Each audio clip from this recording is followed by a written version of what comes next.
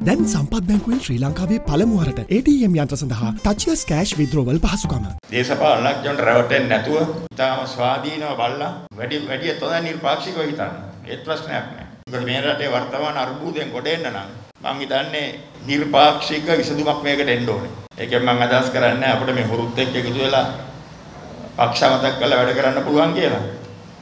නමුත් රටේ අර්බුදය තේරුම් ගන්නකොට එතකොට පාට පක්ෂ දේශපාලන කණ්ණාඩියෙන් අන්ධ වෙලා ඒවහ බැලුවොත් තේරුම් ගන්න බැරි වෙයි. විසඳුම සොයනකොටත් කොහොම ස්වාධීනව කල්පනා කරන්න යනවා විසඳුම මොකක්ද කියලා. හැම ආණ්ඩුවක්ම මේ රටේ ඇවිල්ලා තියෙනවා. එනකොට එනවා රතිඤ්ඤ පත්තු කරගෙන කිරිබත් කාගෙන. යනකොට යන්නේ දැන් කුණු විතර වදින කාලයක් ඇවිල්ලා තියෙනවා. එහෙමනම් වැඩක් නැහැ. රටට වැඩක් වෙන්නේ නැහැ. බලයට එනවා, බලයෙන් යනවා. ආයෙ කට්ටියක් බලයට එනවා, මාරුවෙන් මාරුවට බලයෙන් යනවා. ඒකට හේතුව මම දකින්නේ රටේ ජනතාව හරි මිනිස්සු අඳුරගෙන ඡන්ද දීලා නැහැ. අපේ රට පල්ලෙහාට එනකොට පොහොසත් රටක් පටන් ගත්තේ නිදහස ලැබුණාම ඩොලර් එක රුපියලයි 70 ඩොලර් එක රුපියල් 4යි. අද වෙනකොට 250ට කළු කඩෙන් ගන්න වෙලා තියෙනවා. බැංකුවේ නැහැ. එතකොට මේකෙන් තේරෙන්නේ මොකක්ද?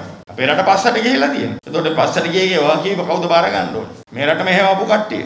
අපේ එක්කෙනාද අපේ විරුද්ධ එක්කෙනාද කියන එක නෙමෙයි අදාළ. අපේ ආණ්ඩුත් තිබිලා තියෙනවා. ගන්න ඒ වගකීමෙන් ඒගොල්ලන්ට පැනලා යන්න බෑ.